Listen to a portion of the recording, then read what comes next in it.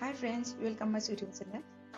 আজি বহুত দিনৰ মূৰত এটা ভিডিঅ' লৈ আহিছো। আজি এটা নতুন ৰেচিপি চিলি চিকেন। আজি এইটো মই নবনাও কিন্তু দেই ভাগিনটোৱে বনাব আজিও। এইটো মোৰ ভাগিনটো। এইটো বনোৱা লৰাটোক এবাৰ দেখাই দিওঁ। আৰু এইটো আগত এবাৰ বনাইছিলে। ইয়াত কি দিছে কৈ দিয়া।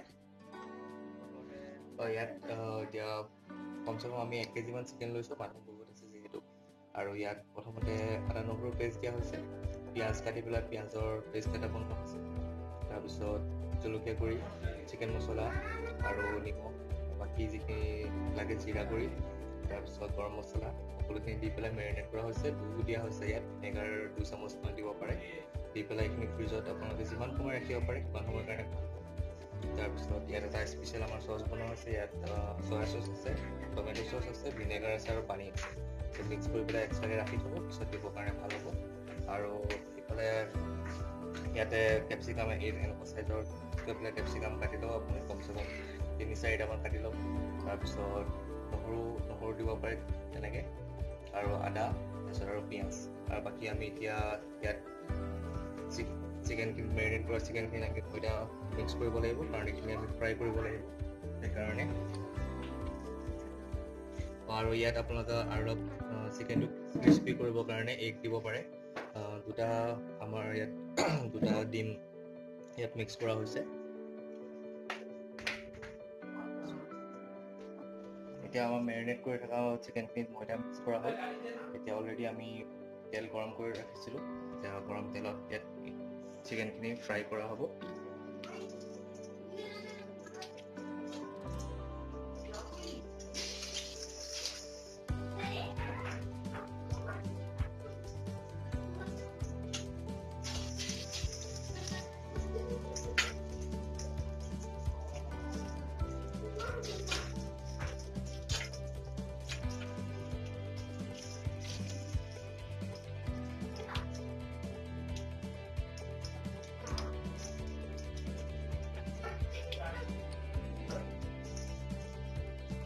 চিকেনখিনি ফ্ৰাই হোৱাৰ পিছত আমাৰ তেলখিনি শুকাবৰ কাৰণে অলপ টাইম ৰাখিম, তাৰপিছত আমি বাকী প্ৰক্ৰিয়াখিনি আৰম্ভ কৰিম। এইখিনি অলপ ডিপ ফ্ৰাই কৰি পেলাই এনেকৈ তেল শুকাবৰ কাৰণে এনেকৈ অলপ টাইম ৰাখিব লাগিব। তেতিয়ালৈকে আমি বাকী পিঁয়াজখিনি ভাজি পেলাই বাকী প্ৰচেছটো আৰম্ভ কৰিম। আৰু এতিয়া বাকীখিনি অলপমান তেলখিনি শুকাই লওক, 5-10 মিনিটৰ কাৰণে এনেকৈ ৰাখি থ'ব লাগিব।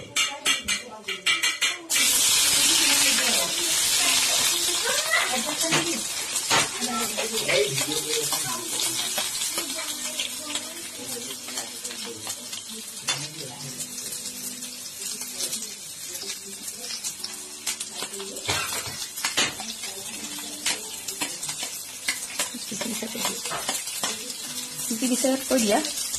ইয়াত পিঁয়াজ এনেকুৱা অলপ ডাঙৰ ডাঙৰ চেপত কাটি ল'ব, আৰু জলকীয়া মাজেদি ফালি দিব, নহৰু, আদা আৰু বাকী কেপচিকামখিনি অলপমান পিছত দিয়া হ'ব।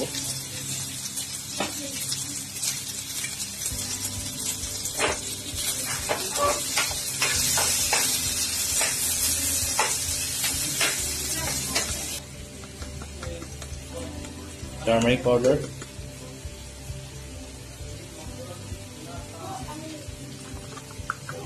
ৰেড চিলি,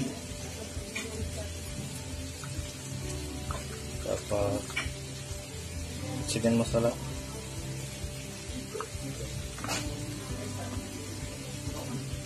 গৰম মছলা,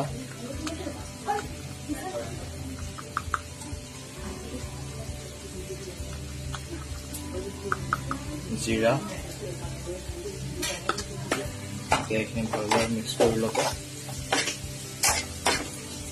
পিঁয়াজৰ কালাৰটো অলপমান গল্ডেন ব্ৰাউন হোৱালৈকে ল' চিমত ফ্ৰাই কৰিব।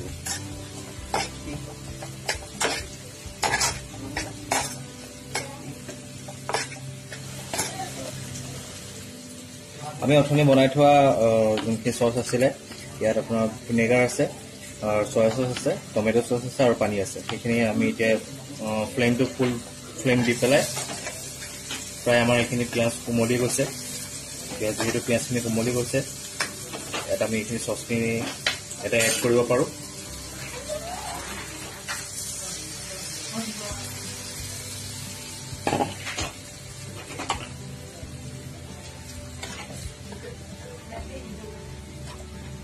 এতিয়া দেখিব পাইছে কালাৰটো বহুত ধুনীয়া হৈ পৰিছে। ইয়াতে আমি এতিয়া কেপচিকামখিনি এড কৰি দিম।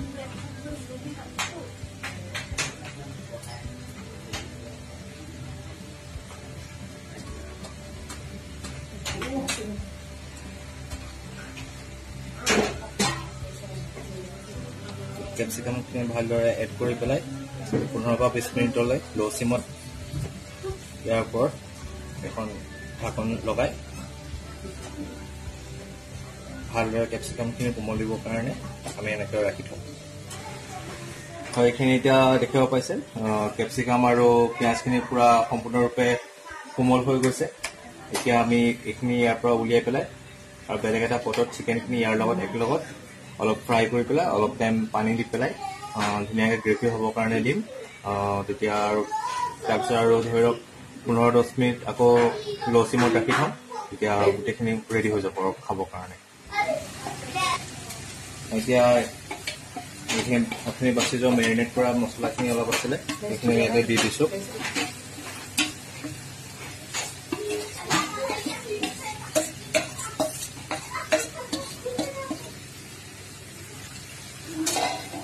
এইখিনি ইয়াতে ভালদৰে মিক্স কৰি লওঁ।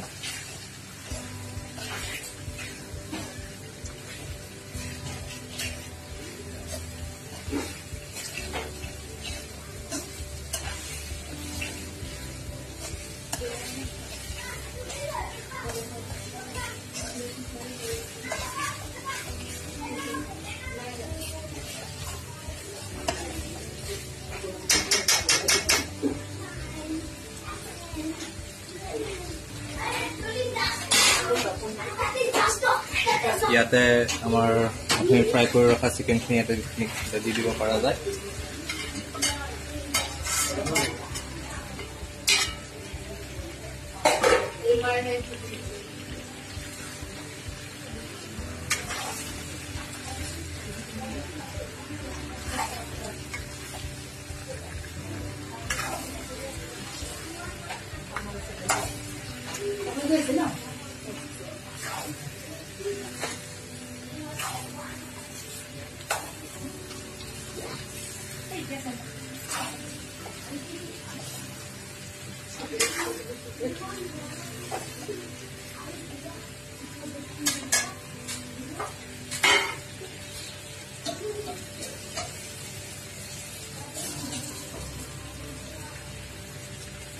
এটা অলপমান পানী মিক্স কৰিব লাগিব।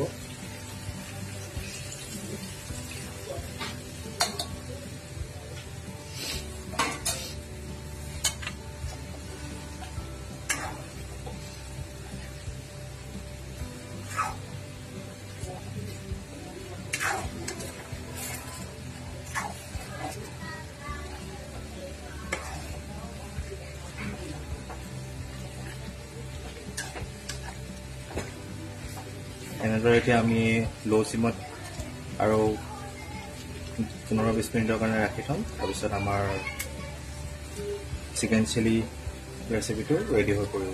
হৈ গ'ল চিলি চিকেন। এতিয়া খাবহে লাগে আৰু গেছ অফ কৰি দিয়া হ'ল। এতিয়া আৰু খাওঁ আমি পোলাওৰ লগত। আৰু যদি ভিডিঅ'টো ভাল লাগিছে লাইক কৰিব, কমেণ্ট কৰিব আৰু ছাবস্ক্ৰাইব কৰিব। Bye bye.